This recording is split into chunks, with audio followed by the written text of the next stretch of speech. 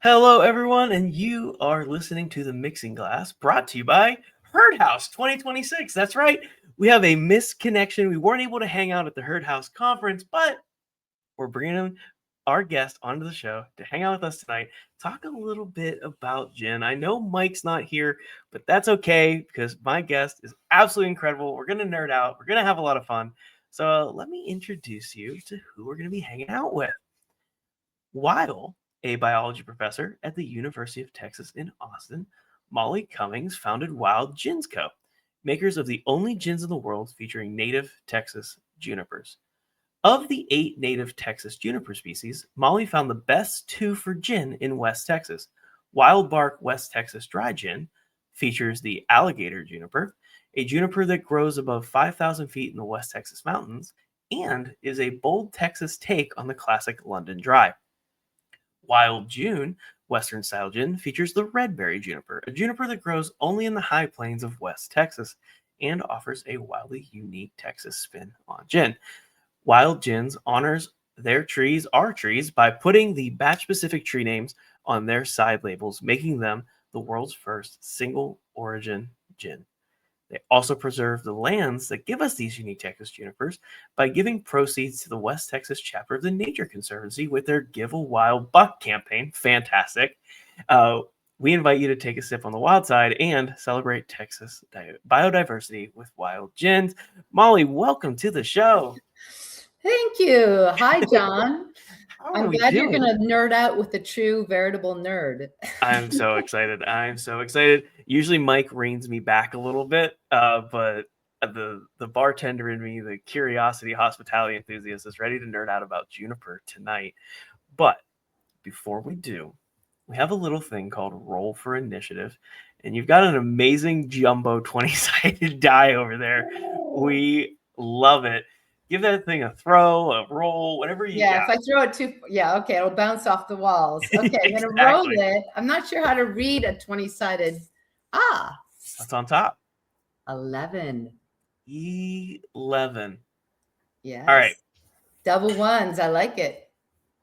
What show would you put on the television if you immediately wanted to fall asleep? Oh my gosh. Bowling. Bowling's pretty good. Bowling's pretty good. I was subjected to that as a child, and I thought it was the most boring thing. So yes, bowling. We are common spirits. My great-grandfather used to watch bowling all the time and would not let us touch the remote. Well, I guess it was the knob on the TV at that point. Right, it was a knob. There was no remote. We weren't allowed to get up and change the channel. Yes. That's good. I'm in the same world as you, though. I think it's baseball for me. I can't do it. I can go to a game. I can watch a game. I can have a great drink. I can have a hot dog. I can have all the amazing food, be with the people, but I just can't watch it on TV. It is the slowest moving sport to watch on a television. Kudos to those who enjoy it, but not for me. All right. Enough about sports that put us to sleep. Let's jump into why we're really here. Is to talk about you. So we want to hear a little bit about your origin story, right? So for most people, it's how'd you get into the world of hospitality, but you had a slightly different path than most, bartenders or beverage directors or brand people that we have on the show. So I kind of want to hear, what started this love for gin and juniper. Oh, wow. It's a bit of a long origin, so I'll try to speed it up towards the end. But I am a geeky biology professor. And my brothers and sisters and I come from a big Irish Catholic family, so I don't even have to explain how I got into drinking. We wanted to get into the spirits world. And being a biology professor, I was geeky enough to know this little known fact that Texas has more juniper biodiversity than any other state in the United States. We have 8 species. And Western Europe, and that gin, and we're going to get into gin a bit, gin requires juniper, and everyone was using the same one, the common juniper. So I went on a hunt for the very best ones, and I am an adventurer at heart. And so to go on a hunt to find a new species for gin was like a dream come true. So super nerdy, geeky adventure world of mine, I went on a hunt. The local junipers I'm here in pulling this back. How did you fall in yes. love with juniper specifically, right? You were a professor of biology. So what drew you to gin initially, or juniper itself initially? Like, what drove you to that fascination to start just looking for other varieties? Well, I would have to say it was the novelty of it. So to have found out that all gin uses the same juniper, and yet, so this is the spirits world. You're drinking gin. Oh, everyone is using the common juniper. And then the bio geek of me was like, wait a second, Texas is 8 species. Why is no one, taking advantage of that or exploring that arena? So I honestly was not a huge gin aficionado before I went on the juniper adventure. Does that make sense? It does make sense, and it's so interesting because you see it with bourbon all the time, different corn varietals, right? You see it with rum, different sugarcane varietals, right? There's so many different types of sugarcane that are out there, so it makes sense that juniper is the exact same thing, but that no one had discovered it is kind of crazy because we experiment all I the time. So that's crazy. Okay, so we've had a couple people on the show that have opened distilleries, have started companies. So what was that leap for you to get you from, hey, I really like gin, I'm here, I love juniper, I want to go forage for these ingredients, I want to find them. But how did you make the jump to immediately, like, did you work in a distillery at some point? Did you have experience? Like, there's a lot of things there. Right. So this is a great question. And I really have to credit my younger brother who had this brainchild of starting a distillery restaurant bar. And so the first rendition of this was actually in Washington, D.C. And my brother, we as growing up were skied a lot in Park City, Utah. And there's a distillery there called High West. And they're one of the first distillery restaurant bars in the United States. And oddly enough, even though Mormons don't drink, their state laws allowed a distillery to sell directly to the consumer at a restaurant or their bar. And my brother wanted to replicate this in Washington, D.C. So he kind of pulled me in as, oh, well, you're the biologist and you've been talking about these Texas junipers, let's go find the right one. So he allowed me this platform to do the adventuring, and we kind of all started this in DC, and we bit off way more than we could chew, right? Restaurant, distillery, and a bar. We all And we do were at some doing, point in our lives. yeah, multiple SKUs, and realized, wait a second, most restaurants do suck the money right out of you, and that's what it was doing. And we're like, wait, time out. We got into this because of the spirits and the fun of it all. Let's focus on the most compelling, spirit we have, which was the gin, and Molly's crazy adventure juniper foraging story. Let's move all operations to Texas. Let Molly kind of take over and take the lead on this. So I started a brand new company with everyone, called it WildGins, went out and did it officially in the sense that now these junipers, we have FDA approval for them for our gins. They've never been approved, or they've never been found in any commercial beverage or food product before. So I got FDA approval for them. And so it was really my brother. It was his wonderful idea to get this going and lay down the groundwork in DC, then learning the lesson of, oh, you can't do all of that at once and focus on one thing, which being a biology, a PhD nerd, focusing on one thing is way up my alley. So just focusing on the works. All right, so let's peel back the curtain a little bit and talk about, what is gin, right? You started this amazing company. We're talking a little bit about juniper, but let's start with, 101, and then we'll build these layers as we go. So what is gin for somebody who might be drinking it for all of these years in a cocktail, as a highball, or maybe they're crazy and drink it by itself. Because you can drink good gin by itself. That means it's actually good gin, not the stuff we stole from our grandparents' liquor cabinet. Actually good gin, yes. Absolutely. So, okay, yes. What is gin? Gin is vodka grown up.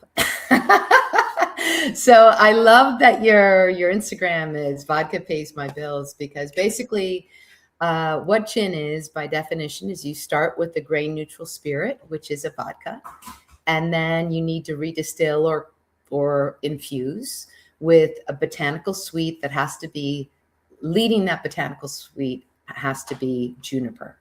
And so what people have done, there are thousands of gins out there. Everyone's used the same juniper, and I can explain why that's been so common in a moment. But everyone uses the same juniper and diversifies around it with other kinds of botanicals. Sure, citrus peels, angelica root, all of the things that we've matcha, heard. Sure, cardamom, like everything we've heard. Yeah, caraway exactly. Seed, yeah. Yes.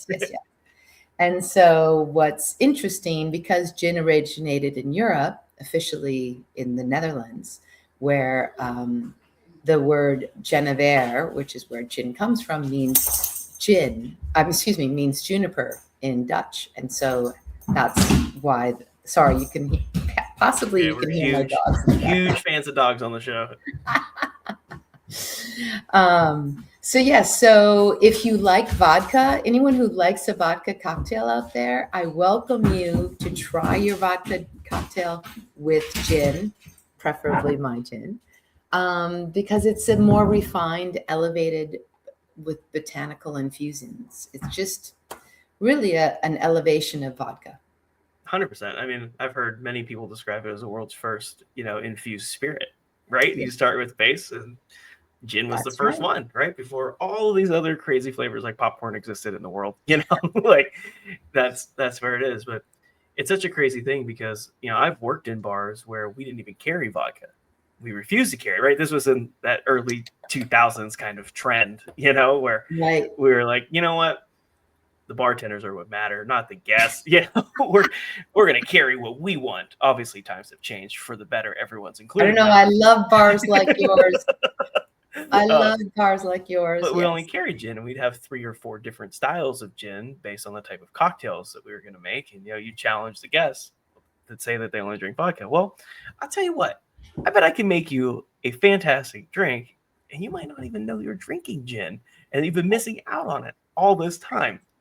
So it's a thing. You touched on juniper though, and why juniper matters. So let's talk a little bit about that common juniper. Why did people only use this in gin to begin with? Right. So I mentioned that it originated in the Netherlands in Northern Europe, and you have mentioned that you have foraged for the common juniper in the UK. Spoilers. All right. The show. No, it's okay. Well, the reality is that the common juniper predominates across Western Europe. In the UK, that's the only species that's present. And throughout most of Western Europe, there are at most 4 species of junipers. Is this through natural selection, or is this just the way it's natural things selection. Have existed?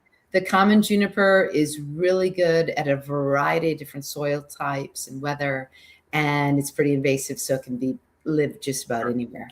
There's another juniper in Europe, I'm forgetting the name, but it's more on the toxic side, so of course no one wanted to use that.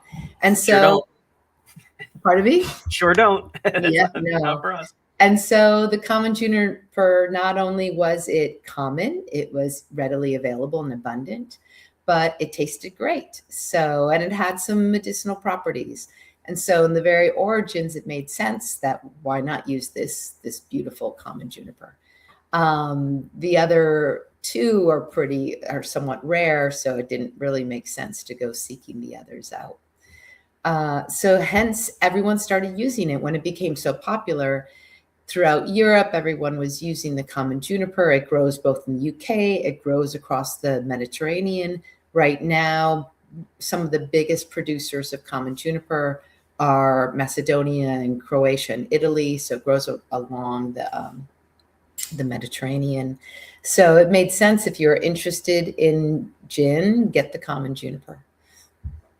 Yeah, and then I'm sure, and maybe you can correct me if I'm wrong here, that everyone just assumed that that was the only juniper you could use when it started to leave Europe and travel everywhere. Exactly. Right now, if you go on and order any kind of botanicals in bulk and you want junipers, you get the common juniper, and the origins are all over in Europe. So yeah, no one's commercially making available other junipers from the United States.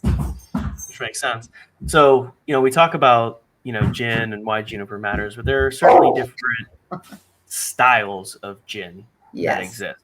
And, you talked a little bit about your juniper coming specifically from the US, but there isn't a DO for juniper products except for Plymouth gin, right? It comes from the city. London Dry doesn't have to be made in London. Everyone makes London Dry style gin. Right. So, is this something that you see as a big push in the world of gin right now, that people are going to start looking at more, region or even country specific type gins? Yeah, yes, but I think what the gin world has done has made it more of a larger umbrella category. So, for instance, you mentioned the London Dry. So the dry style is really juniper forward. And so in our version of a London Dry, but a Boulder, Texas take on that, is our Mr. WildBark. And we call it a West Texas dry style.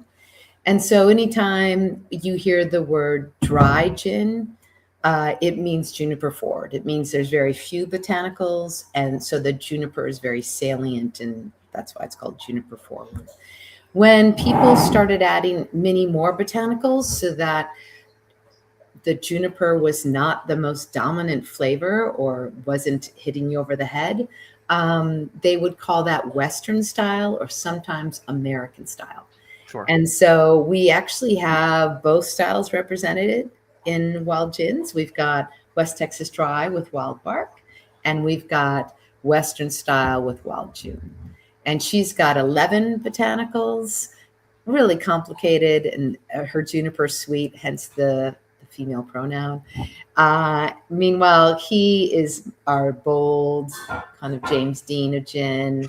Sure. Very, very dry. If you're wearing a tux, you want to be drinking Mr. WildBark, hence the masculine pronoun.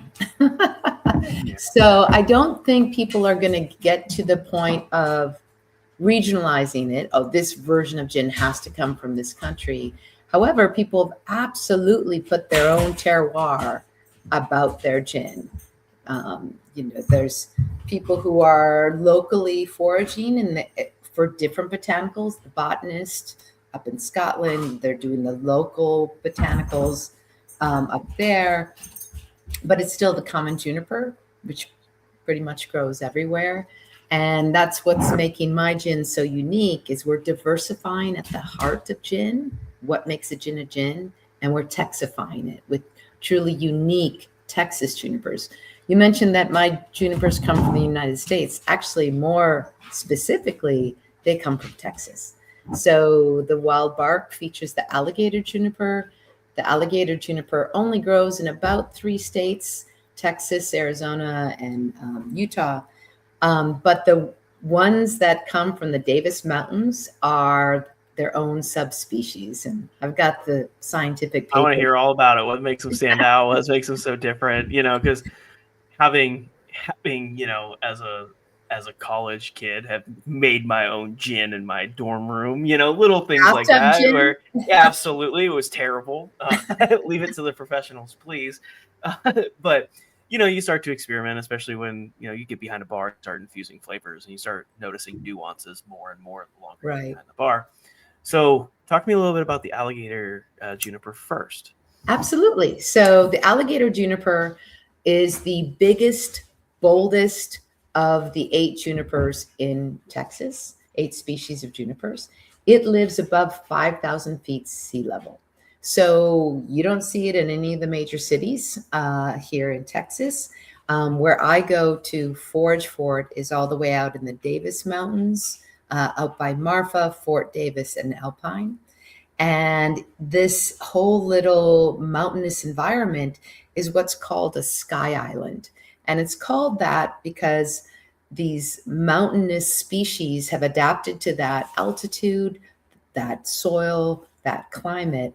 And then you go down and they're separated out for many hundreds of miles to the next mountain range with the same climate by these plains and lower elevations. So the species that have adapted to the top of these mountains can't make it across those plains to the next set of mountains.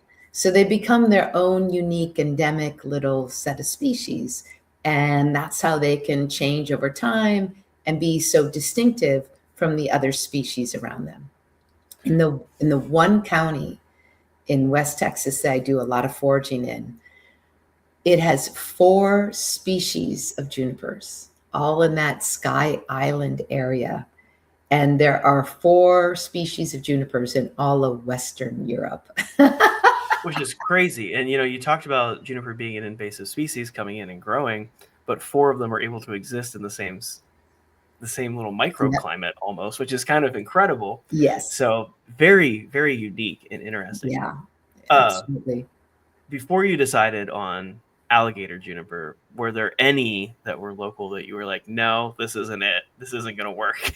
Well, and did you make a gin batch yes. with something else? I have experimented with 6 of the 8 species of junipers. And of course, the first one I tried was the ash juniper here in Austin, Texas, which is also or often referred to as mountain cedar. People have cedar fever here in Austin due to the allergies from the pollen of the ash juniper. I sent that off to my master distiller. He's like, Molly, never send me that horrid juniper to me ever again. And so I was disappointed for all of about maybe 30 seconds because I realized, oh my gosh, this means I just get to go on a bigger adventure, leave my backyard, go to the mountains, go west, young woman. And that's what I did. And so after the ash, I had to go for the alligator. I mean, you've got a list of juniper species and one of them is called alligator. Of course, you're going to go find it. So yeah, how could you not? It's such a fun name. Like sometimes that is the inspiration. Yeah, it was absolutely the inspiration. And then coupled with, I found out that it grew in the Davis Mountains and it was game over. I was like, okay, I'm heading out there. I remember going on my first camping trip out there looking for it. And in the Davis Mountain State Park, literally my campsite, there was an alligator juniper there. So I saw my first alligator juniper. I was like, this is the beauty. And then, of course, I couldn't forage in a state park. So I had to go on this big adventure and develop friendships with the various people in the mountain community. And they were so generous and gracious and allowed me to come forage on their land. So yeah, it's just been one big social adventure after another out there as well. That's so fun. All right. I don't want to jump into foraging yet because you do also have the Redberry Juniper. So I do want to hear about why that was the choice for your second style of gin. I'm assuming that one came second, correct? She was second. You're right. Don't tell her that, but she was second. No, absolutely. I would never. So I was out foraging for the big, bold Alligator Juniper. And by this time I'm driving around with like 8 different tree books in Texas. And I see this tree that has a lot of qualities that are juniper-esque, but the berries are red. And you will always be able to remember which one has the red berry because of her star. Her star is red. And I was like, wow. And, I'm a little bit of a geeky biologist, so I ate the berry. I was like, oh my gosh, it's juicy and it's sweet, which I don't know if you've ever bitten into a juniper berry, but a typical common juniper is not sweet and it's not juicy. It's also not great by itself. Right. There's a reason we infuse it to get the best flavor profiles out of it. It's a little bit on that overly aromatic, piney kind of world. So so on this side, we've got the Alligator Juniper, which is bolder than your common juniper. It's like on Texas steroids. And then the Redberry Juniper was so different. She was juicy and sweet and red on the opposite end of the spectrum. And so with her, I had to turn her into a Western style. And what's really interesting about the Redberry Juniper, she doesn't grow in any other state in the United States. She came up just the West Texas High Plains up to 5,000 feet. So she's like 3,000 to 5,000, and he takes over after that. And so she's a true West Texas gem. You know, you can't find her anywhere else, which is truly exciting. Oh yeah, 100%. I mean, we love drinking local. We love, like, I mean, that's the entire push of the hospitality industry right now is using seasonal ingredients, using, you know, local ingredients, and like it's such a cool thing. And to have something so unique in Texas that you can have, like, that's great. I love it. Yeah. Now let's talk about foraging. You know, we've alluded to it, we've talked about it, and you said making friendships and not being able to pick in state parks. Did you learn about that the hard way in state parks, or did you know? I mean, as a biology professor, I guess you might have known in advance. I am an adventurer, but I'm also just enough of a rule follower. Like, oh, could I really forage here? Oh, no, I can't. Okay. So I do follow protocol more or less. But yes, so what was neat is I did find out where my junipers grew due to my weird geeky science background. I had done this really, I think, interesting but truly nerdy study on these scarab beetles. They're called a gloriosa beetle, and they've got these really cool circular polarized reflectance patterns. And I was working with a biophysicist, astrophysicist actually, who wanted to know whether or not they could see this circular polarization. So we were working with them. And I told him I was looking for the alligator juniper. And he said, well, you know, our beetles live on the alligator juniper out in the Davis Mountains. And I was like, what? And so he's like, yeah, you need to go to the Fort Davis Public Library, introduce yourself to the librarian. What a crazy coincidence. It's funny how things just line up in the world. Completely. Like 3 degrees of separation. Yeah. Everyone. So, you know, it's a 7-hour drive from Austin. So I leave on a Friday in the morning. I just get there at the end of the public library hours on a Friday. I meet Toy, the wonderful librarian. She is fantastic. She's like, oh, I've got all these junipers on my property. Come on out. You can forage as many as you like. And where she lives is kind of back behind Fort Davis proper, where cell phones don't work. So she had to like draw a map. Yeah. And you're like, absolutely, I'm going right there. Yeah. So I go there. She wonderfully and graciously lets me forage on her property. And I'm driving through. And then later on, she calls me up and she's like, you know, I saw more of those berries at the washateria.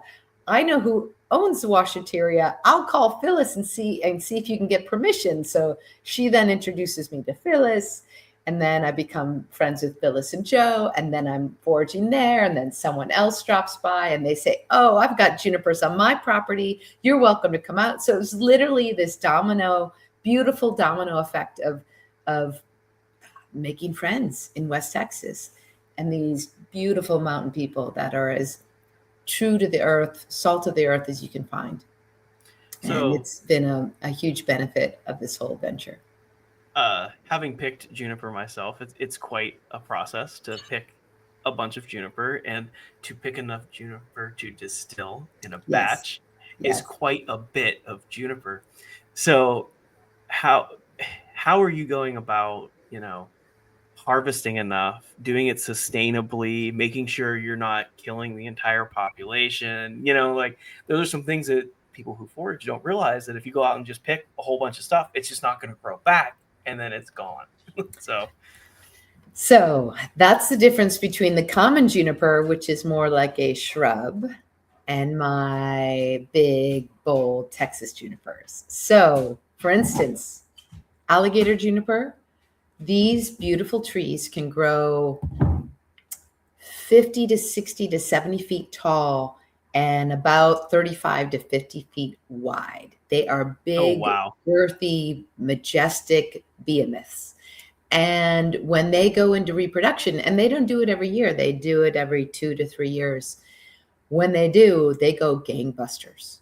So I have caught, and I name all my trees and put the names of the trees on my side labels. Amazing. And I do that because I can collect so many berries per tree, and I never ever take all the berries from off of one tree. Like usually, first of all, it's usually way too high for me to access them. Yeah, And 70 feet. yeah.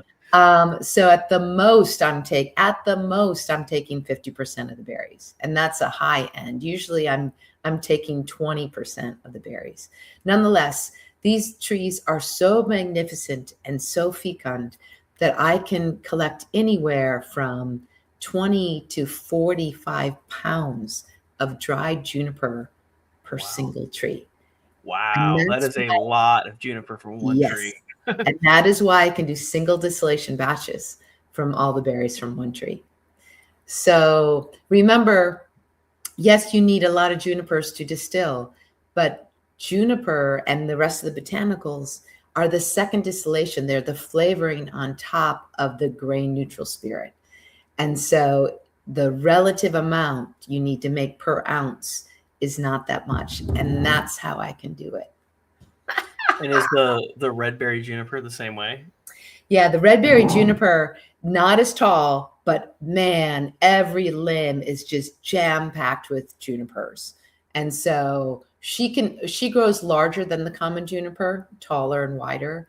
And so when I find a real fecund one, I can shake and get a good chunk of her, and it's easy peasy.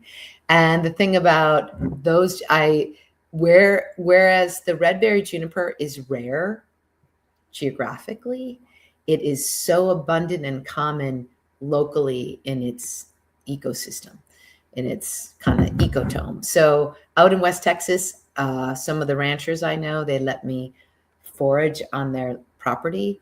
They've got hundreds of Redberry. I'm sure they're very happy to let you come and Yes. and take it, because they have And other I things. barter. I'm like, hey, thanks for the junipers. Would you like some gin? And they are like, absolutely. Yes. Please don't let them propagate. So you talked about other, botanicals too. Are you foraging other botanicals for it, or are you sourcing?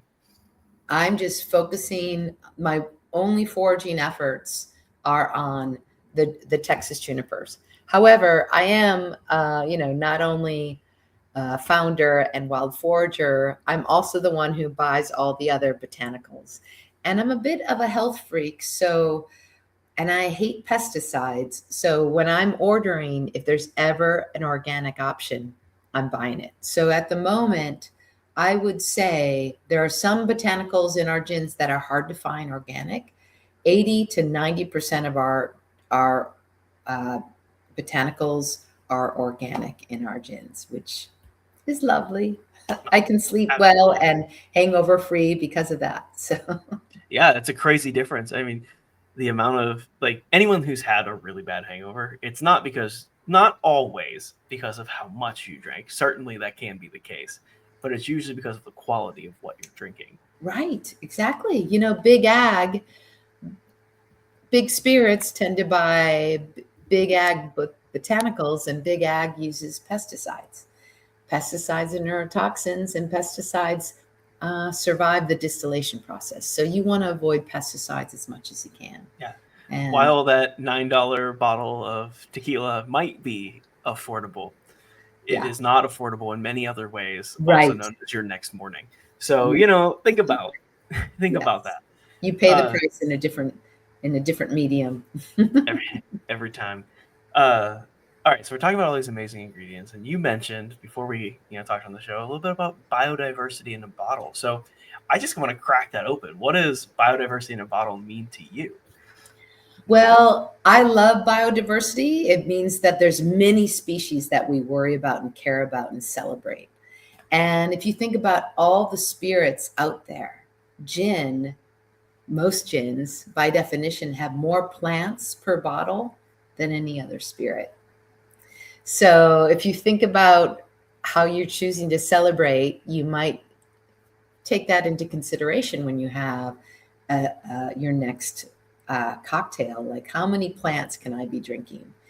And so when I think about that in the general spirits category, I think gin takes the top position as the most biodiverse spirit that you can put into your body. When I think about it within the gin category, yes, there are gins with more botanicals in them. Monkey 47, for instance, has 47 botanicals. Yeah, from the Black Forest, everything, they're doing all that. Very cool. But I like to think of my gins as preserving biodiversity by focusing on a different kind of juniper, the key botanical in gin. And anytime we're too dependent on one species, bad things happen. I'm Irish by descent. Okay, so Ireland, you've been to Ireland, you foraged in Ireland. Yeah. You know, the reason why my family came over here is because the Irish were kind of forced to grow only potatoes. And then there was a blight, and that was a terrible thing. Talk about the Dust Bowl here in the United States. Yes, only growing one crop is not good. It's not good. And so I think within the gin world, biodiversifying at the heart of gin and shining a light on the different junipers out there, the ones that are good, is a great thing. It just makes for a better world. It makes for a better planet. Yeah. And speaking of shining a light on things, you also like to kind of give back to your community as well. I think this is the perfect segue, talking about, some things that you do for the hospitality community, along with all the botanical community. Right. Well, thank you for bringing this up. There's actually multiple ways that we give back. I'm going to start by first giving back to the trees that gave us these beautiful gems. And so I have a program that I call Give a WildBark. And great name. Thank you. I run it it looks like this because you'll see it. You'll see my bottles have these little neck hangers from November through February. I call the giving season, those 4 months. For every bottle purchased, I give $1 to the Nature Conservancy, the West Texas chapter. So I think it's really important to preserve the lands that kept these wild junipers as wild and different as they are. And so I want to always be giving back to the land itself. So that's one way I give back. The other way is to elevate women. I'm in this unique position, or relatively rare position, of being a female founder in the somewhat male-dominated spirits industry. 100%. So I run these women-only cocktail competitions in the springtime, starting in March, and goes kind of till early June. These cocktail competitions are called Wild Women Make Wild Drinks. And awesome. I've run them in Austin, San Antonio, Dallas. I'm repeating that again this year, and then hopefully also adding Fort Worth. Love to maybe do a Houston one sometime soon. But I want to just focus on women who are at the top of their game, doing amazing things, particularly with my gins. So it's been fun. The women put together an amazing cocktail with one of these two. They write a little bit about what inspired them. And then I'm not part of the judging. That would be too intense for me, but I get some people in the know to do the pre-selection. We get our finalists. Our finalists then show up at these wonderful venues in these different cities, and we have a live finalist competition, which is super exciting. And we do WildGins cocktails that night, and a portion of the proceeds of those cocktails I give to a women forward charity in the different cities. Oh, that's so great. Yeah. So in Austin, we give to Dress for Success. In San Antonio, we've given to the Magdalena House. In Dallas, we've given to the Genesis House. And so that's fantastic. And at the end of the night, we've got 3 winners. Every once in a while, we have 4. We have a tie for third. But I give real prizes. So top prize is $1,000. I saw that on the website when you sent the link over. I was like, wow, $1,000 per city Yeah. is kind of awesome. Yep. Second prize is 500 and third prize is 250. I just want to do a shout out. San Antonio, anyone who's listening, we're going to be doing it at the Rock and Rye on March 30th of this year. Check our website if you're interested, because submissions are due March 16th. Ooh, right around the corner. Austin, we literally just sealed the deal today. We're going to be doing that April 1st. All you fools out there at Honeymoon in Austin. And the submissions are due March 23rd. And we'll be looking for venues for Dallas and Fort Worth in May. So I feel like Chandler can probably you. help you with that prize together. Sorry, Good. Chandler, Oh, throwing you under the bus. Chandler, give you some homework. Well, Chandler was one of the winners last year. Which makes sense. Of course she was. You know, being a former chef, that'll do it to you. You know, bring all those things together. Yeah, she was amazing. She is amazing. Are you gonna do like a Texas finals and bring all the competitions to one big like state comp? I would love that. People have actually mentioned that, and I want to do that. I have to first get one going in Houston. I don't want to exclude them. That's right. Okay, I also don't want to exclude men. I happen to love men. So I'm married to one. It's great. So I also have yet another way of giving back to the hospitality community. And that is, and I just started this last summer and it was so fun. I do a summer WildGins cocktail contest.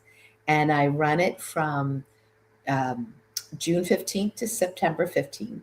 And the idea is the top 10 by volume WildGins cocktails of the summer. I take those creators out to West Texas to go foraging all together, a group of 10, and myself. And we hang out at my Zome in West Texas at 6,500 feet in the Davis Mountains.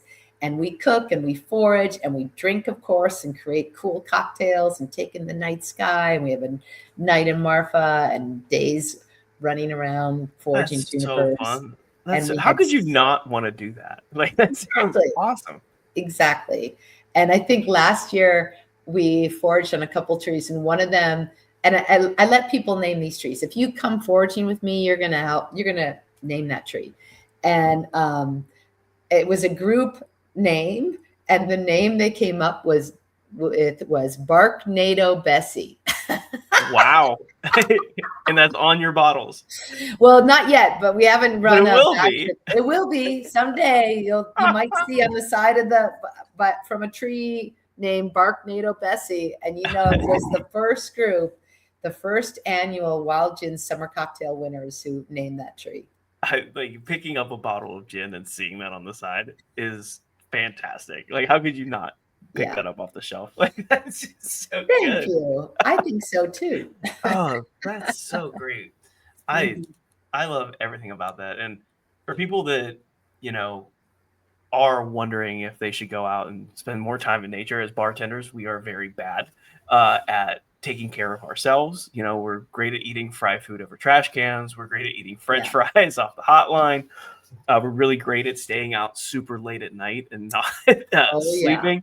Yeah. So if you have the chance to get out in nature, go for a hike, forage with an amazing brand that's going to feed you and take care of you, maybe you should put some gin in your well and cocktails on your menu and get a free trip out in nature where it's considered networking and education, and maybe your boss will give you some time off of work, Exactly. And, for the places that really hit it out of the park, like the volumes are way up there, I'd love to bring the GM as well as the mixologist. Because, if you've got a supportive boss who's helping you make this shine, I want to bring that person as well. So I want all folks involved in making WildGins a success to enjoy the beautiful wilds of the west of Texas. Spread the love for everyone. That's the way it should be. Heck yeah. All right. I have a final question for you tonight, and we ask everybody who has come on the show the same question, and it's what's your favorite shift, your favorite hospitality moment, your favorite thing in the industry that really sticks out for you over the years being connected to it? Well, because my day job is being a biology professor, I've never really bartended. There's still time. There's still time. Right. But Ageless profession. We yes, got this. I do show up at bars, and I love my favorite, one of the most rewarding elements of doing this crazy adventure is saddling up to a bar, seeing my gins on the shelves, ordering a martini for someone next to me, having them try it, see the just delightful joy on their face from drinking it, and then letting them know I hand forged the junipers that went into that martini. And they're like, what? No way. And then I get this super fun tale to tell them that they're drinking biodiversity in a bottle, that they're drinking unique Texas junipers, that they should have this immense Texas pride, that we have more junipers than any other state in the United States, and that they're drinking the best Texas has to offer. I get a kick. I can't tell you how many times I've done that, but I get a kick out of it every single time. It brings me that's such such a cool joy. story because most people don't realize how many things go into what gets that spirit into a cocktail glass in front of the guest. From the foraging to the distillation to the bottling to shipping it out to a supplier who then ships it to a restaurant and then it goes to the bar and sometimes in a batch, sometimes in the well on the back bar and then into a cocktail glass. Like there's so many steps that have to happen, and for you to be in a room with somebody who is drinking that and orders it, like that's a very, very powerful, cool moment Yeah. that so few people get to experience, but it's so genuine and real when it does happen. Yeah. And I guarantee you that person that's drinking that martini will never forget that story. Right. and then to be able to get them to see the bottom, like, oh yeah, you're drinking Ringing Jimmy, and I can tell you all about that. Yeah, you're drinking Barknado Bessie. Like, and importantly, we talked a little bit about this earlier. It's very sustainable. These female trees are out there. I don't kill anything, right? I'm just borrowing some berries to make some human babies, maybe. Yeah. Hey, it happens. Yeah. Rather than tree babies. But anyhow, like it's very sustainable, and I don't have to kill the tree or kill the plant to do it. So it's a wonderful way to think, yeah, this tree is still living. She's out in West Texas. I say hi to her every year. And she's in your bottle and in your martini right now. Enjoy it. Yes. So if people want to access your gin, purchase your gins, is it only available in Texas, or can you get it outside of the state? You can order us online, baby, but you have to go to our website, WildGins.com, and you can easily buy. And if you purchase 2 bottles, get one of each. I highly recommend. We'll cover the shipping, so it's as if you are in the state of Texas. Oh, that's good. I like that. That's a good marketing plug out here for that. Yeah. So, I mean, for those of you who are in Texas, we're at Total Wine and More throughout the state. We're in a lot of specs. We're in some pinkies. We're expanding our footprint here and there. But if you want to try both varieties, just go online, order us at WildGins.com. You buy a bottle of each. We take care of the shipping, and we deliver it to your door. That's so great. Well, I guess I know what I have to do here in a minute. Yay. And also, if people want to find, photos from these cocktail competitions, photos of just the gin in general, maybe some foraging photos, where can they find and connect with you guys too? At WildGins TX. So Instagram is pretty active. If you're interested in this cocktail competition or the Wild Women Make Wild Drinks or the summer cocktail competition, we announce it at WildGins TX as well as on our website. But yeah, stay in. We've got some great footage and some reels. We're in a neat little YouTube series about Big Ben. They just recently highlighted us. So we put little clips on our Instagram all the time. So, that's so please fun. do follow, like, tag, the usual. All the things. Jump on All it. the things. Heck, yeah. I think we have to give another shout out here at the end of the episode, and it's to our friend Chandler, who connected us through Herd House, the hospitality beverage conference for industry professionals, misfits, if you will, people that come together from all over the country to do cool things. What an awesome experience with so many incredible people. So if you're listening to this and you love these gins, you can go to Texas probably next year, 2027, drink these in person. You don't even have to order them online. You can go and sip them there, learn more about everything with probably Molly if she can make it out. That's fun. So check out Herd House. Also, if you love nerdy card games, Chandler has a fantastic nerdy card game called Herd Card Game. We have an expansion pack that we created for it, so you can get that too and play all the fun things with that. It's basically Cards Against Humanity for hospitality professionals. It's fantastic. It's a lot of fun. It brings the whole room together every single time. Yes. There's not a card that doesn't make you groan, which is great. I do also have a final plug, and it's for the podcast you're probably listening to or watching right now. It is called Bardtenders. You can check us out at www.bardtender.com for amazing resources for on-the-job education, wellness, mental health. Everything is there. Our bards, people that used to work in the hospitality industry or still do, and do cool things like make pottery or bedazzled lighters or are incredible musicians. So check them out on our website too. Or you can head over to our social medias at Bardtenders. All of them are the same. Slide into those DMs. We want to hear from you guys. Add us, whether you're making cocktails or rolling giant foam dice and having to answer what TV show you fall asleep to. We want to hear about all the fun things because we love doing cool stuff with cool people. Molly, thank you for hanging out, sharing your amazing passion, your amazing gin. It's so fantastic. I love what you're doing.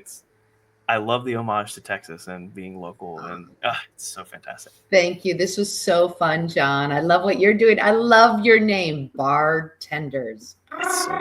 You have to do it. It was a pun. We love puns. You're so punny, John. Yeah. Thank you so much. I will put that compliment down. That's one ever. Well, two. I think my mom says that. Anyways, thank you all for listening. We're about to clock out. We will see you guys next time. Thank you.